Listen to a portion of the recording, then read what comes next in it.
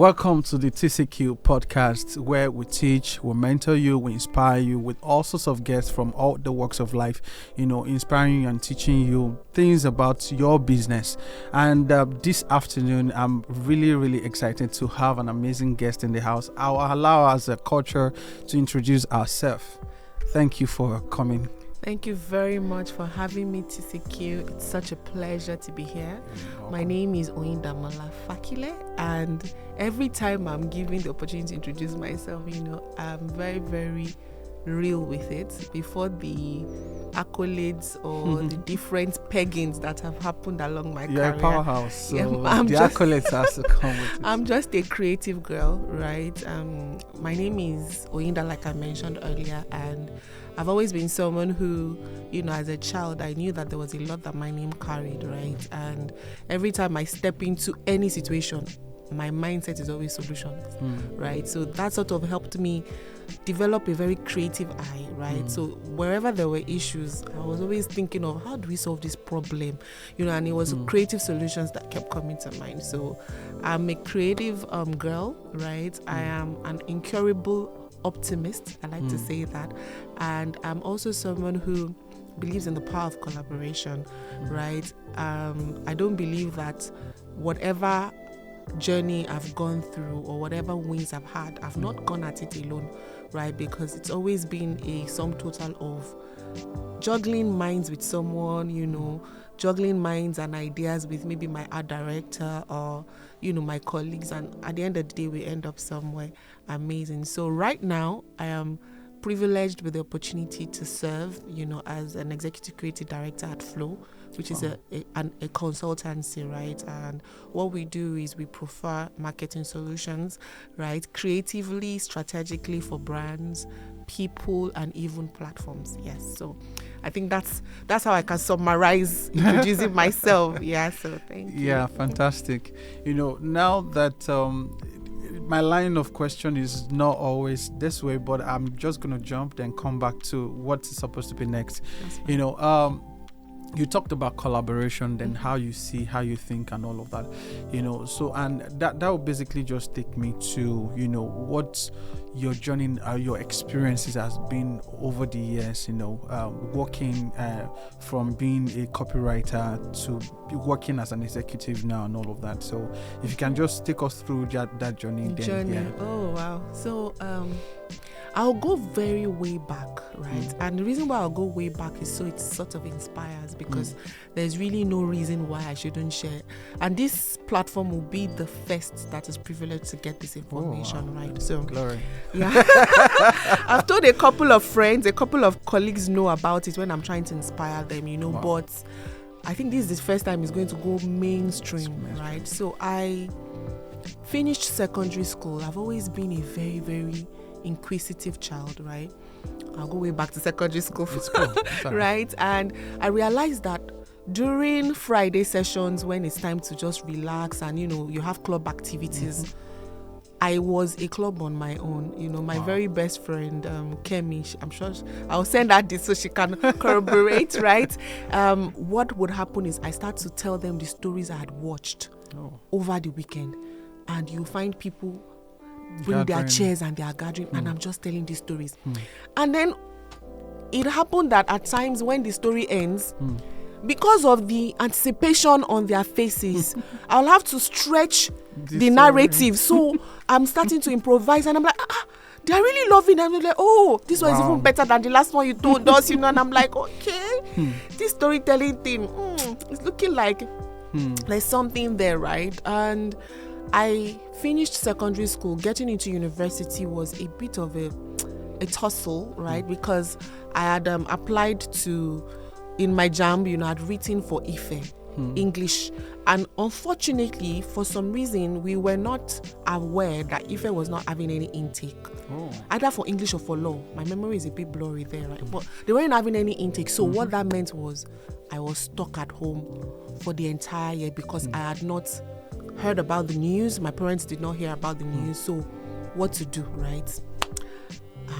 And then my dad comes and says, they say there's part-time at LASU English. Maybe do you want to do that while you wait? And I'm like, of course, why not? And my prayer had always been as a child that, look, God, I don't want to curate my life, right? You made me, so just flow me in direction. But what I'll do is I'll make sure that the people you've placed over me as my, parents, I would obey them, and I wouldn't be, by hook or by crook. I have to, So I said, you know what, no problem. Let me go to LASU. So I made it into LASU part-time studies. Young girl like me, I think I was 16, going on 17. And, what felt more like a thing of, it felt a little bit, like a, just people looking down and saying, part-time low study, but I didn't even care. And I said, what does this part-time actually mean? In my optimistic way, as usual, I said, what does this part-time mean? It means that I have more time, right? So what that means is, while I'm studying, I can work. So I started to usher. While I'm studying, I can also study again. So I took a course at French Language Village. So I have a diploma in French. I can speak some good French, right? And I remember my mates then saying, how many things do you want to learn, right?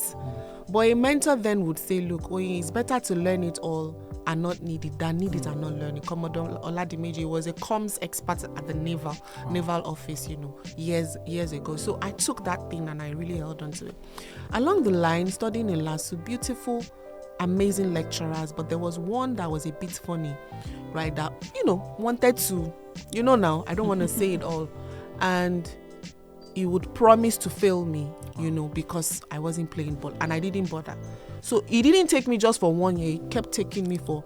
So what that meant was I was failing all his courses.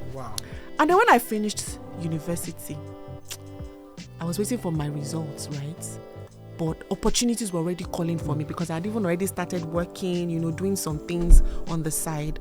And when the opportunity came, I saw online that Moabudu was looking for producers, and it was like, no, you can't get it. In the thick of Agbara, then I can never forget, my dad had bought a computer and I applied. And I remember that in my cover letter, I had said that, look, you will not find a much more hardworking and go-getting woman than me, right? And that, look, I'm even ready to do this for free. I just want to learn. I just want to get out there. And so I was called for the interview. I remember sitting down there. I was the only person from a public university. And, wait for it, a Nigerian university. The rest of them were either studying abroad, they've studied abroad, they've come back, they've done even their masters, they've come back. And then the only person that was from a Nigerian university was, we were two, was a young chap from maybe Nsukka or something. The other lady was from a private university, which I won't mention, right? Amazing ladies, But what then happened was, in the open interview, my. I was fire for fire, in terms of the ruggedness of what I knew I carried, right? I knew I carried just this incurable spirit of resilience, right? You cannot, so that made me scale through, and I dare say I was one of the best producers on the show. Further down the line, right, getting into advertising, my skill was already showing me off. Most times I'm getting roles, I'm getting called based off referral. The only job I've applied for is the one at Moabudu's. Every other job leading up to this executive role, I was referred. I was poached. And this is my story now. I was like, okay, it would be nice to get my certificates. Let me go and get my certificates. And I go and I get it, and I saw it's a third class name. And I'm like, oh my gosh. Thank God I didn't even see this third class in the beginning. And it goes to say that, look, once you have the right skill set, right? Because from Moabudu, I went in to study advertising at the best brand school in Nigeria and in Africa. I say that boldly, Orange Academy, right? Orange Academy. And I remember when I told my colleague that I was resigning to go study advertising because, I wanted to do much more short form, impactful writing, right? I was tired of the long form writing, right? And she said, how are you sure? You want to leave this most job? It's paying you well. Are you crazy? Even more didn't want me to leave. But I said, I just really have to do this. But guess what came in? That's what I told her. I said, I'm going to be so damn good that they are going to hire me before I even finish. And that was what happened, right? I got hired by my, Kenny Badmus is the overseer and the owner of, of the school.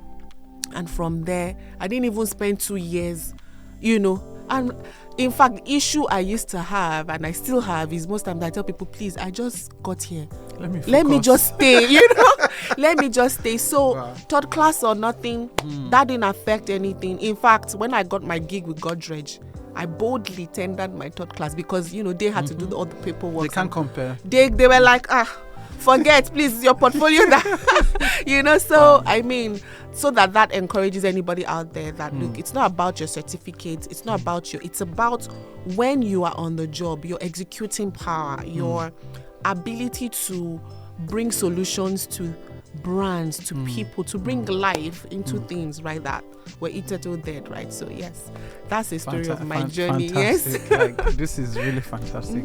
And I'm really excited about how we're going to go this direction. Yeah. So let me just bring a quick one. Talking about storytelling. Yeah. Is there anything original right now? So I think that stories in a way are like Wi-Fi, right? Everywhere or every day that you even wake up, there's a story waiting to be told, right? And it's all about whoever taps into that frequency, right? Which is why, I've had that experience a lot of times. A lot of stories I've written that maybe I've presented to clients, or we've not even presented to client, and client says, oh, we don't even want to hear that story. And the next thing you see it, another brand has gone live with it. The thing is, if you don't do anything about it, somebody else will do something about it. Now, speaking to originality, right? Because there's a lot of ways that we are woven into each other, right? Our stories will start at a level, sort of resemble each other, right? And which is where good stories need to not really be what I'll call something that somebody has probably not thought of before or heard of before, but it needs to be something that hits the heart, right? Because when it comes to really writing stories that move the needle, there's something called the human truth that you need to find. And the human truth is such that when your story lands in, say, the Eskimos' land, they will resonate with it, even if they do not understand Yoruba. Maybe it's even written in Yoruba, but from what they are seeing, maybe a woman whose child is about to get some incisions that she shouldn't be getting, and the way she now strips herself just to move against that move, right? And she carries other women with her. Those women, even though they've never heard Yoruba before in their life, will resonate with it. So in terms of originality, right, it's original in terms of it resonates. Right, so to really get to the core of stories that move the needle, it's just finding that human truth. And when you are on a search for that, right, the story cannot just be your own. It can't just be from your lens or your point of view. You need to borrow and burrow, right? Burrow into the depth of different people's experiences, and also borrow from their experiences, and then make this beautiful thing that everybody listens to or they watch and they're like, oh my, that moved me to tears, right? So fantastic. That reminds me of a topic I spoke about some years ago, like humanize your brand. Yes. Yeah. So this is more like humanizing your brand so that it can feel, touch, like everybody can. I mean, people might not be able to relate, but there are some set of people that be able to say, no, this is me and all of that, So it means that there's really nothing wrong with copying, right?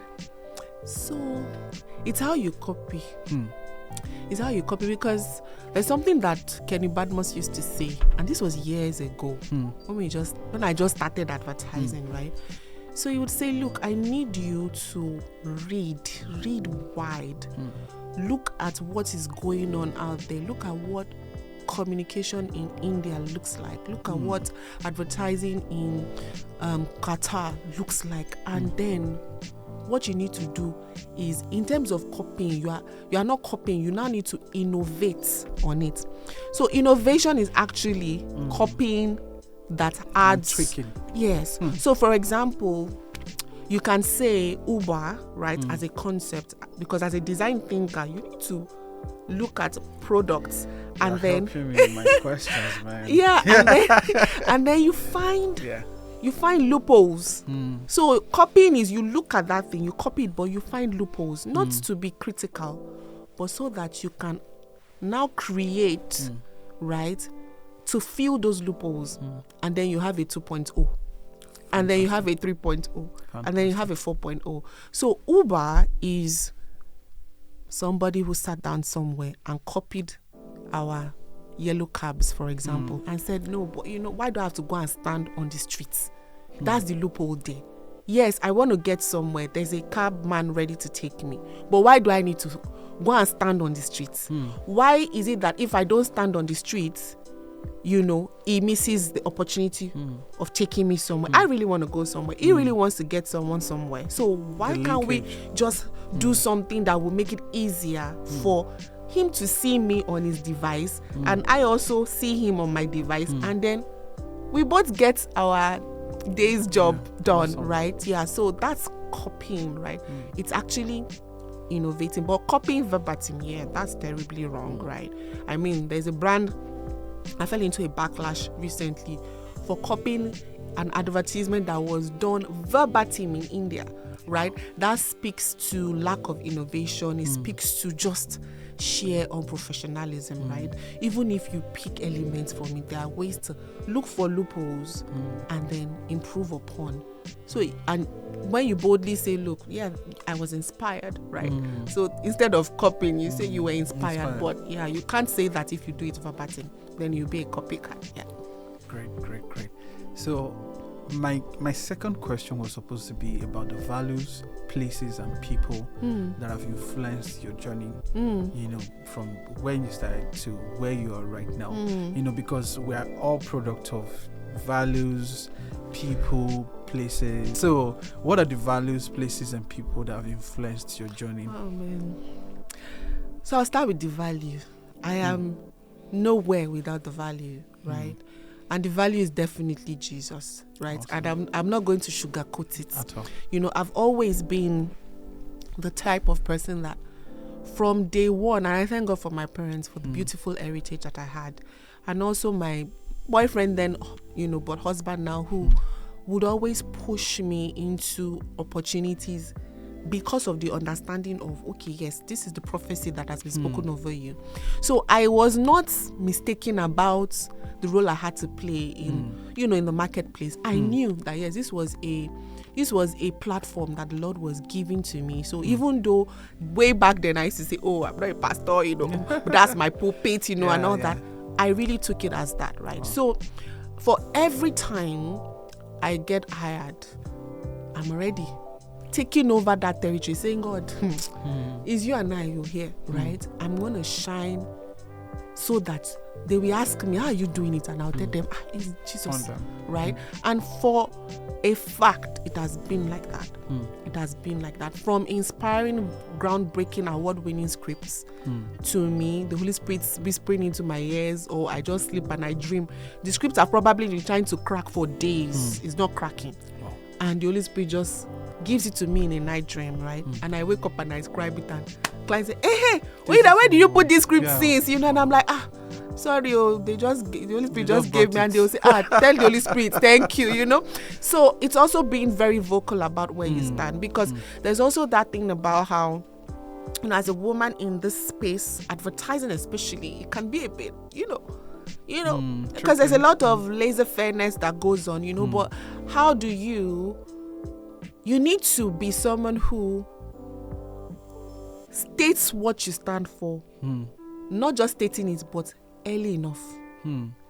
So I remember when I first got hired into advertising, and I got in there, the rule, the behavior there is, you see boys, young men, they are fully hugging themselves, oh baby, and the instant they came to me, oh beautiful girl, I'm like, how are you? Handshake. Wait till you're worried this morning. I said, sorry sir, handshake, Wow. But I did it in a way that I wasn't insultive. I was also very playful with it. Now handshake me, I dey shake, no vex, orgami, now play. And then they sort of knew that, no. And then I was also good at my job. So it's one thing to have your values, another thing, so that when your job now comes, you need to do it damn well, so that they do not now say, oh, she no even sabi work. So what then happened was, rather than them compromising on, oh, let's get this guy is dulling us, Joe, let's get her out. They wanted me on their team, right? Because, Oyinda will deliver. Oyinda knows the job, right? So it became less about the whole sinister things that they had planned to do with me. In fact, I had male colleagues telling me that, Oyinda, when I first saw you, I first thought it there, but more. Before I won't talk, you go just shoot me one question. All the thing go just, you are all about the job. And then it also came into the values, right? In terms of, there's a lot of soiree that happens. You crack a brief, win an account. In fact, you are the main person that made it happen. Everybody is looking at you like, you are the, if that TVC you wrote, it's been approved. Let's go and jollof, right? And I will, oh man, yeah, amazing. But sorry guys, I gotta go home. Right? I always went home. For the instances when it was much more professional, maybe you had brands there, I had a rule of, yes, there's a 30 minutes thing. Once it's 30 minutes, I'm out of there. So people already knew me. They said, Oyinda, we know that if we invite you, you won't come, right? But come on, just look at it. This is what we plan. I'm like, oh, okay, you guys have fun. Don't do what I won't do. They will say, that means we won't have fun then, because so it's all about just stating it from the get-go and not doing it in a condescending manner, because those people, up till now, I have colleagues that, their way of life is not particularly, straight is the road. But then I do not look down on them in any shape or form, because it is their truth at their moment. They are living it, right? So it's also being open-minded in such a way that you are not now a Georgina, right? Hey, I don't do that, right? So that's in terms of values. And in terms of people, I've been blessed with people. I've been blessed with people. Like, if I say so, like, I say it with a lot of exclamation mark, right? From even working with Moabudu, from working with her, I learned the power of negotiation, understanding that, look, there is nothing that you cannot get once you have value to offer, right? You need to always come with value for whatever you want to get. You need to come with value to the table and watch it move for you. I remember when, I'd written this episode about bringing this big ticket star from abroad to Nigeria, and she was just looking at the audacity, like, do you know him? I said, I don't know him, but I know that you'll be able to say, okay, you know what? I'm going to get him. But I want to have that interview done at Eco Hotels. And I'm like, oh, okay, ma, do we have any arrangement with Eco? And then she looked at me. Said, you are not serious. You will find out how that will happen. I'm going to get him. That's your own bit to sort out. And I remember then, wet in the years, I was still a young lady. How will I get it? And I walked into a hotel. That was the first time I knew that, there's something called putting together a pitch deck. And I put together a pitch deck of the value it will bring to a hotel to know that, yes, when people watch the show. So I curated both the viewership, the kind of viewership we have. It was the first syndicated talk show out of Africa. I was not taught. I just... because of the pressure, I had to make it happen. And we got the space for free. Wow. And that was amazing, right? Or it's even in getting someone like an Ebenezer Obey to come in, My dad had a connection and all that. Also emoting it to my dad. I had to cast the vision of what, we wanted to do on that episode for my dad to say, call this person, tell this person. And that's how, she didn't even believe I could bring Ebenezer Obey in. And when Ebenezer came, it was such an highlight, for my career at that moment. And getting into advertising, I can't do without mentioning Kenny Badmus. He was my tutor. I remember when he said, okay, you know what? I know he resigned from Moabudu to come and learn, right? Don't worry, I'm going to give you your first job, internship in advertising. You're going to come and intern. So it was a case of, I was already an executive, a young executive, internship. But I didn't mind. I said, if it is to continue learning with Kenny, I'll take it. Just be giving me the small 30,000 naira then. I don't mind. I'll be transporting myself back and fro. And oh man, it taught me. It taught me so well. It threw me in. I'm talking presentations with a Dangote, and he's telling me, oh, Oyinda, I forgot my notepad. But because I wrote the portion, he wanted me to come into the room, and he threw me into the room, and it was either I sank or swam. And I swam. Wow. Until tomorrow, right? That has given me the grace to know when it's time to present. I'm a very reserved person, but when it's presentation time or really selling my passion, I just switch into the mode and I deliver. It's because of Kenny, right? And then moving into my career further down the line, there's also an amazing woman I'll call my fairy godmother, if there's any word to call that, right? In terms of how she sort of will look at me and say, you're going to become MD before the age I became MD. You're this girl. Yes, you're reminding me of myself. Even better, even Mrs. Omowumi Oduni, right? Working with her, I got promoted like 3 times, right? I remember that period also, we were waiting on God for a child, but I kept saying, God, is it promotion I want? But God knew all what he was doing, And working there also gave me that, it just gave me the freedom to understand that, look, there's more. You carry more, right? They're moving to TBWA, which is a global network of agencies.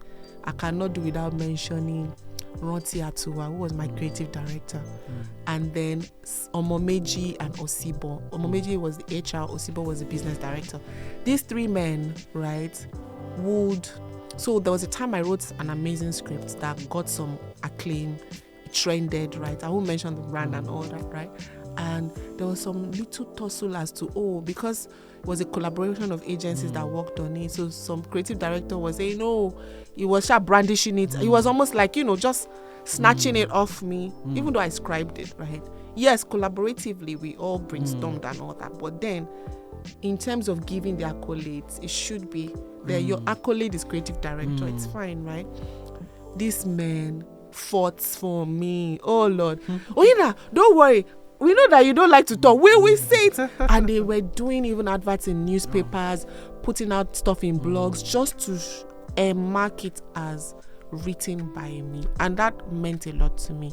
It meant that, look, whenever you are on your journey, it's one thing to be good, it's another thing to have people that will fight for you. Because one thing as creatives, most times we don't really like to we create. Don't worry, I'll do another one. But no, you need to have those type of people for a particular part of your journey, right? So, I can go on and on, right? But those are the people that came to mind. Yeah. Awesome. Yeah, I want us to get into the work. Yes. Talking to a young person, probably of your age then, or maybe a creative, because we have like a large number of creatives watching this show. Yeah.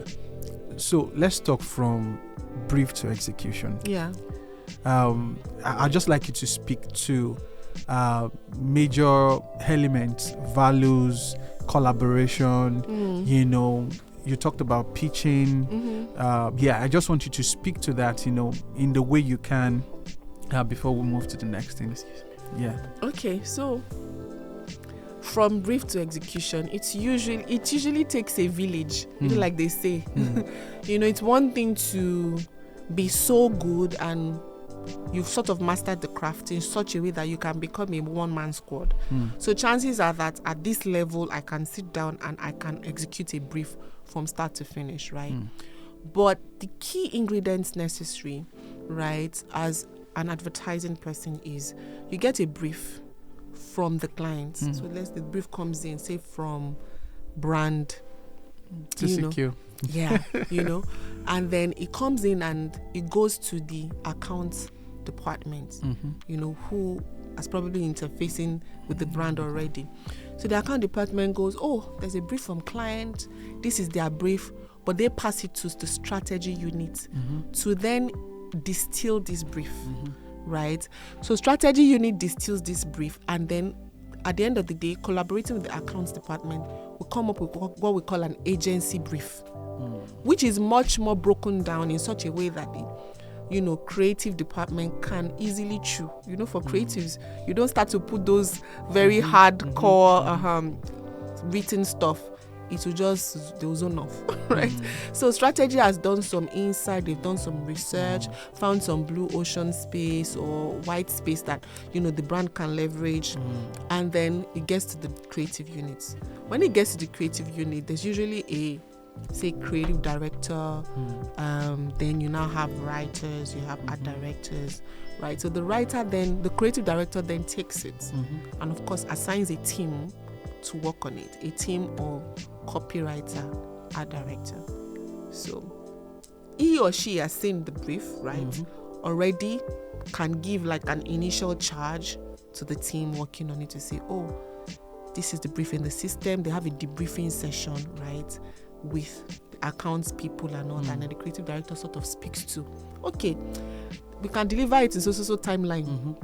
Because that's another thing, you know, you can have some people or some agencies where the account person already saying, don't worry, you'll get it tomorrow. No, you don't know what layers, you know, you don't know whether there's photography, there's pre-production, there's stuff that will take certain layers that, you know, you can't just deliver on if you promise ahead, right? So the creative director then, you know, looks at it because of the expert eyes and experience, can say, oh, this, don't worry, we need 1 week. Tell them 1 week. But internally, we're going to have review sessions maybe 2 times before that week elapses, right? So then it goes to the team of art director and writer, and what they are now meant to do is to take the, what I'll call strategic idea space that the strategy unit has crafted, to say, okay, yes, how do we take this and then distill it into communication that the layman on the streets can understand, or whoever it is we're targeting can sort of understand. So how do we take, for example, the fact that this brand, Red Bull, for example, right? Red Bull is here to make people push past their limits, right? Then the creative unit now takes it and then distills it to say, how can we say it in a way that our Gen Z audience will really vibe into it? Then they now distill it into a thematic space or a line that says Red Bull gives you wings, right, to fly, to do anything, right? So that way they start to do designs that will go out, they do a TVC around it, because they know that their targets, their attention span is very short. They make it very short snippets, so that while you're watching ads, before you skip it, you finish watching it, right, and you've communicated. So that's pretty much the the flow that it takes. Fantastic.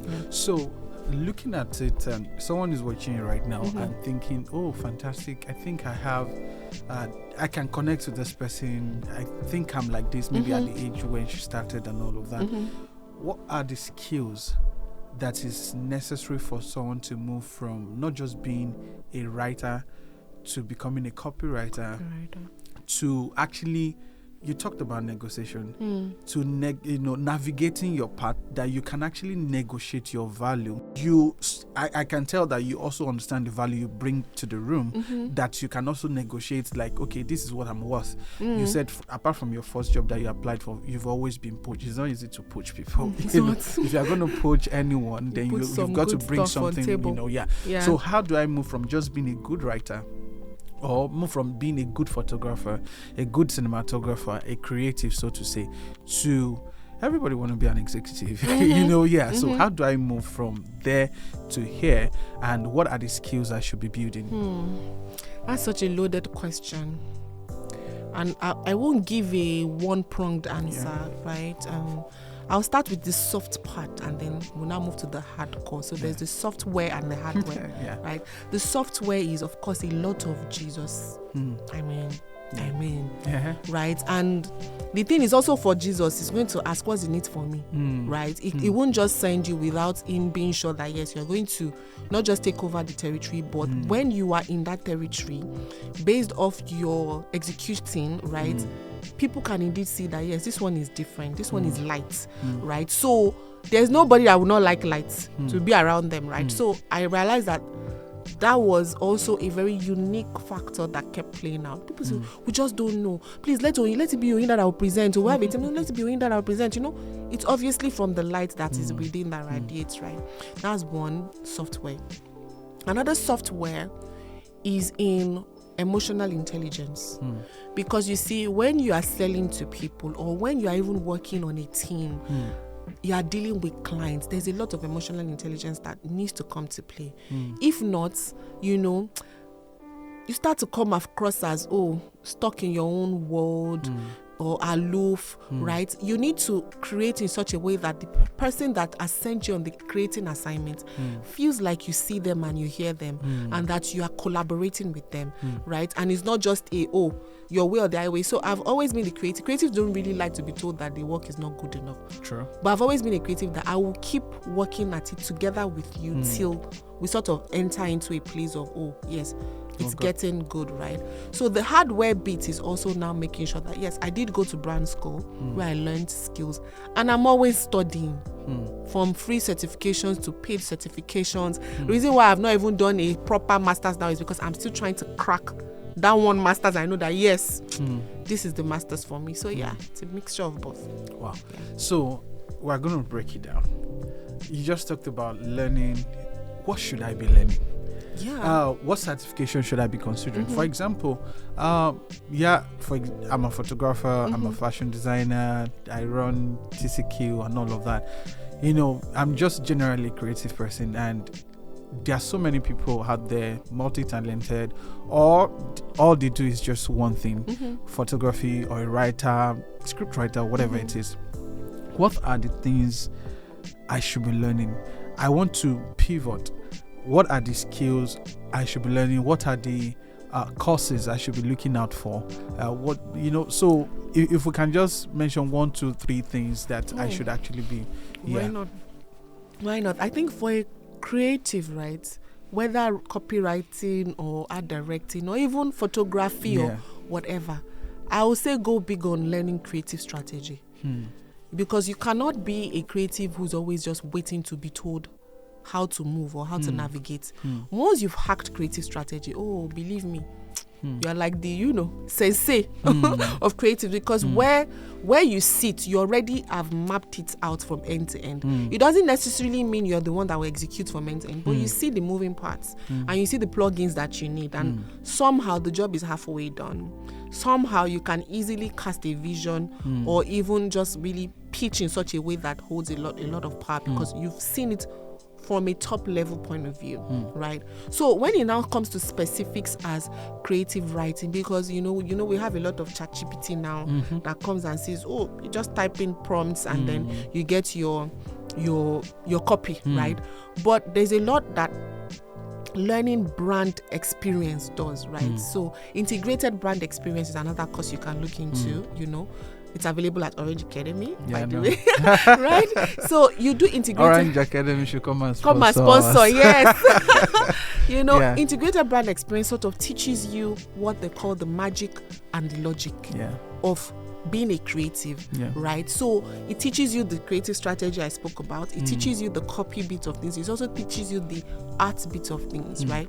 Then it teaches you the most important thing, right? Which is even learning how to put together a portfolio, right? Because as a creative, it's one thing to learn a lot of things. At times you don't even need to learn another course. You just need to know how to package yourself in such a way that your value is what people are hit with immediately they encounter you or encounter your works, right? So integrated brand experience is another one. Then of course, because of the time and age that we are in, you cannot be a creative that does not understand prompt writing or prompt engineering, right? So for example, you need to, even if you're a writer, know how to prompt for video, right? From the basic level, from Canva AI prompt writing to even Midjourney to Kling AI, right? So I know how to use 11 labs, right? You need to dabble into, you need to play. That's the work and the core of a creative. Just go online. In fact, use the freemiums. I know someone that's, because person didn't have money, kept opening different email. Wow. Just to use continue. freemiums, right, and learn. But there would come a time when he will be able to pay for a standard package, right? So those are basically, you just need to go, even if it's to go to LinkedIn, right? And you search courses on LinkedIn, you will see a lot of courses. I would also say design thinking is also another course that is very, it's not too popular, but what learning design thinking does for you is it makes you a broad spectrum creative, right? Even if you have a niche, it's also good to have a broad spectrum thinking in such a way that when you are, say, part of a production team, say for example you get hired by Money Point, and then even though you're a copywriter at Money Point, when they're trying to come up with another product, you can impute in such a way that, design thinking makes you unpack things to say, okay, look, before you even start to create or even execute anything, you first need to empathize. That's the first level of design thinking. Then you now move into, the level of defining what the problem is. Then that's when you now move to the ideating level. So you see, creatives were used to just diving into ideas. But it takes you through that level. Processes, the process sheds you of your personal desires. There are times where you see some problem like, what did this person make this thing for? It's like they made it for themselves. It's because design thinking was not brought into the picture, right? So those are the causes, just me glossing over, right? That would really be impactful for a creative. Great. I started design thinking in 2017. I don't know why I didn't finish it. It was just a course online. I saw it and I was really flowing with it. Okay, this is cool.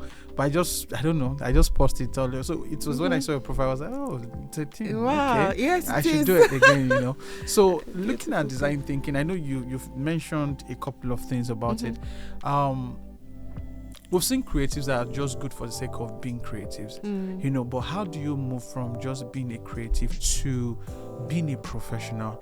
What I mean by that is this: you're a good photographer, you're a good cinematographer, but there are some other skills that is needed for you to be able to command respect. When you are called into the room, when it comes to say negotiation with clients, say presentation, say you talked about pitch deck and all of that.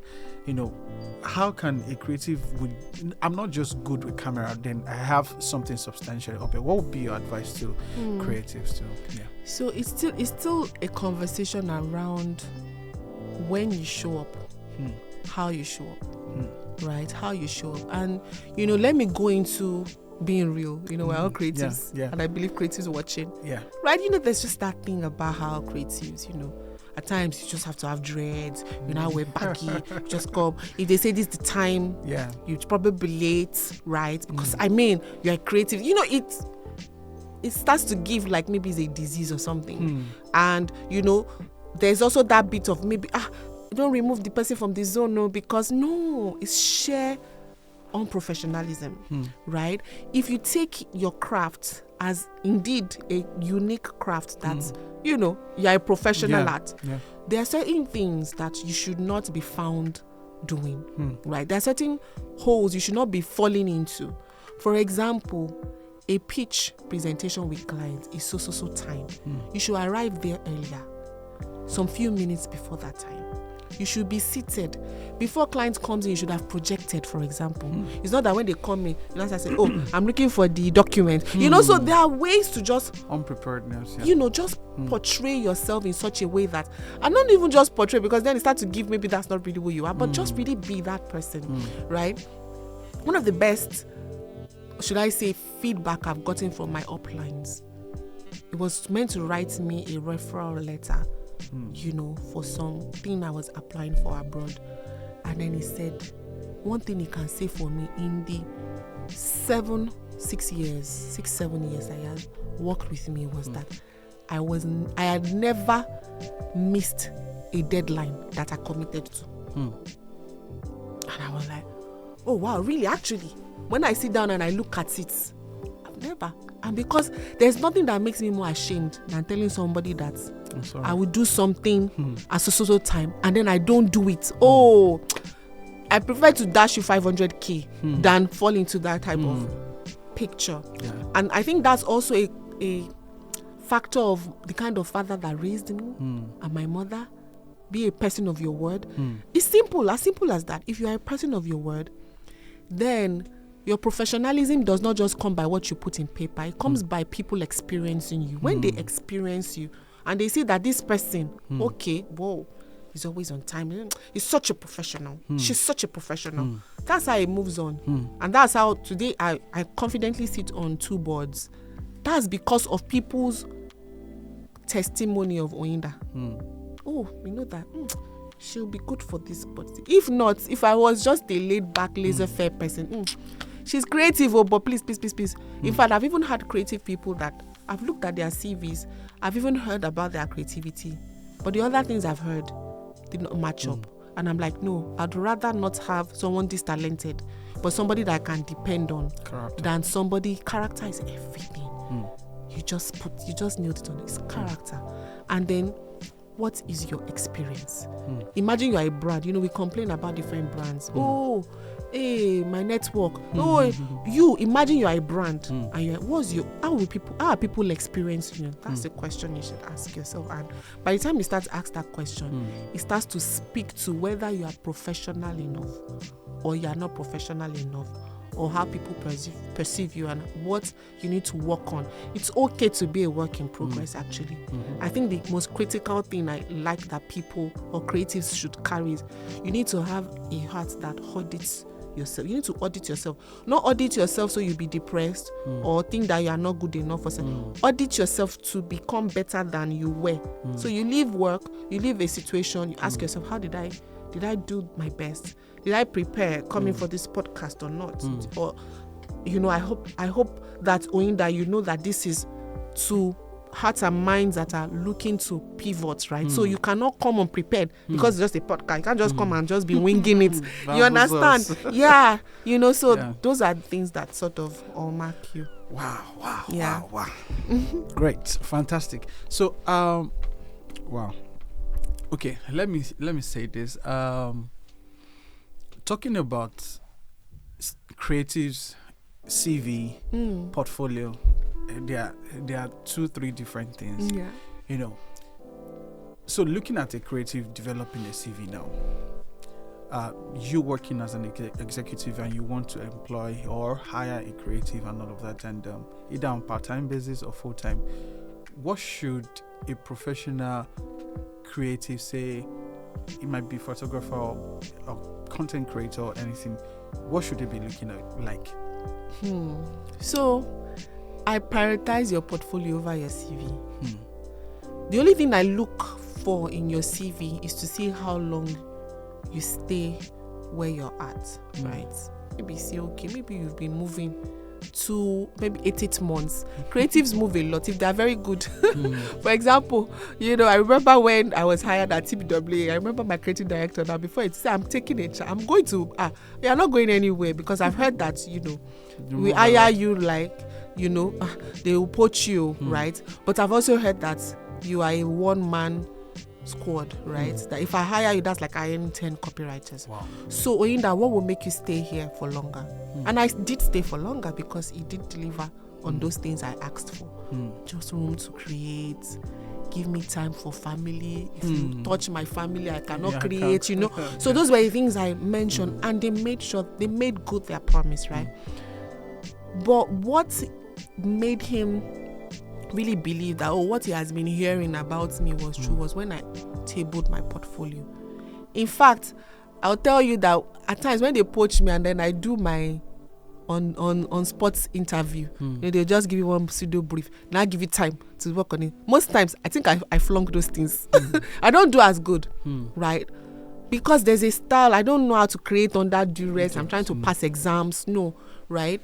So for me, when I get applications or I ask for, okay, send me your works, and then I'm only seeing CV, or I'm seeing works, and then the works are, most mistakes that I see that people make is they just dump everything there. You've not even done a research on, say for example, Oyinda is trying to get my CV or my portfolio. What industry is she at? What kind of brands? Okay, do they have a telco brand in their agency? Have I done anything for a telco? Those are things I should prioritize, right? Okay, I've done a research on Oyinda. She's very big on design thinking. Let me prioritize putting my proactive works. That's, for example, I won't hire you if you've not done a proactive work in your life. If you're always waiting to be told what to do, and this is the brief, I won't hire you, because you just wouldn't be the archetype that I can work with and flow with, right? So those are the things that, I believe a creative should prioritize. Number one, your CV shouldn't be too long, one-pager CV, right? And it should highlight your most recent experience. And if there's a short move, you can also put in brackets why you moved so early, so that there's no need to start asking and overburdening the session, right? And then moving into the portfolio, you need to be brutally honest with yourself. At times, there's something they say. Yes, in advertising, they say you need to know how to kill your babies. You won't kill your babies, but you get the drift, right? Yeah. To say, look, yes, you love all of them, but you need to let some go, right? Some are not required in this. So you see portfolio, and I'm saying like 100 slides. I won't look through. All I just need to do is to look through the first 10. If I don't see anything that stops me, I just will move to the next person. And maybe your best works are tucked in between, right? So it's also prioritizing your best works. And another critical thing, so you share a work and then you just share it. There's no case to the work. A case is you have a slide dedicated to what the challenge was, what your input was. If you were part of a team, some people will put works, they didn't design, they didn't even write copy, they were just part of the team that just brainstormed. It's not fair. It's not good. I mean, it will show. You think that people don't know. They will know that this person didn't come up with this thing. Right? But if you were part of the people that brainstormed, you need to, if you duly put the accolade there, there's nothing that a creative director likes more than a honest person when it comes to creative portfolioing, right? So clearly state out, and then by all means, state what your creativity did, numbers wise, for the brand. So it's not just disruption for disruption's sake. I'm creative for, I just plot that color. Okay, how did it make extra money for this noodle brand, for example? So it can be stuff as, before you did this ad, they only had 10 likes on their post. But when you did this ad and you put it up, they had the highest like within that period. It shows a spike in their engagement rate, right? Or the number of people that saved it, number of people that shared it, the number of comments, or even bigger numbers for TVC. You can start to talk about the viewership. You can even post a snapshot of the comments on YouTube under the TVC, right? That goes to show that, yes, not only are you creative, right? You do work that, the target audience really resonates with. Yeah, so. Great. Like, I mean, this has already sipped into like the next question I was going to ask, which is more or less like, how should creatives position for global opportunities? I don't know if you still have anything to say in that line. I still do. Okay, yeah, please go on. I still do, because I get a lot of mails from global platforms. I got a global gig, just being. That's the word I'll use. Yeah. I'm also a panel member, right? In Folium, which is a global network. Currently a panel, just picking experts across the region. There's a reason why that spotlight came. A lot I've also even turned down, right? People will ask me, Oyinda, New York Advertising Festival, NCL, Infolion, Godrej, how did you do it? In fact, there's some people that came, want to feature you at Forbes 40 on the 40. That was before I turned 40. And I was like, okay, beautiful, no problem. And like, you have to pay. I'm like, sorry? No. I don't do that. Just in case you don't know. Yeah. I don't do that, right? Yeah. So I'm like, but we can get you in there. I said, no, I wouldn't. All this once. Did you think I said, I didn't. No. And the lady was just in so much awe, like, oh my. When I said, I didn't. So what was I doing? Or should I say, I was just being, right? For example, I am a very, very reserved person. A lot of people say Oyinda is humble, right? I think it will be bragging to say you're humble, right? But what I do not keep quiet on is my brain juice. As it's coming, I'm doling it all out. So I may not talk much. I may not pick up phone calls. I may not reply messages because I'm in a zone. And before you know it, you see something on LinkedIn. You see something on YouTube. You see something on TikTok, right? But it's really about the brain power that is coming at that moment, and I'm just creating. So I'm all over that, especially on LinkedIn especially. People don't sleep on LinkedIn, please. Don't sleep on LinkedIn. A lot of job offers, big job offers, global opportunities, they are emailing me via LinkedIn just because they've seen the thought leadership I put out there, or they've also seen, some of the works that I've put. My portfolio is also on LinkedIn. If you click some of the stuff on the places I've worked, you see some stuff, not all of them, right? So just put yourself out there. Don't wait for permission. I think that's it, right? You don't need permission. And then wait for permission. Don't be looking for the global opportunities like you're looking for it. You need to posture as a mind that is unique, right? That way, that's what global scenes look for. They look for unique minds. They look for minds that are unapologetically just being themselves, right? And by the time that happens, they're not just looking for other people that would now write, and there's a way when someone is just posturing for it. So just attract.